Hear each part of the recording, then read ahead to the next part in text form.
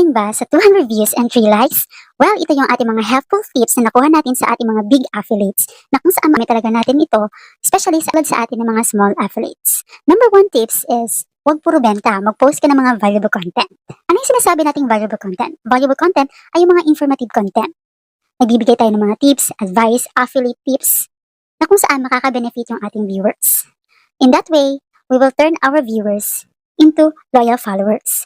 Kasi alam nila nagbibigay tayo ng mga informative content na kung saan meron silang mabe-benefit o makukuha and will give them value. Yun yung sinasabi natin na valuable content.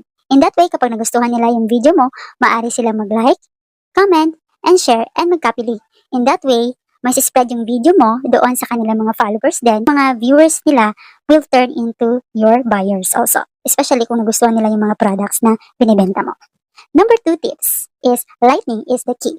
Especially kung tayo as content creator,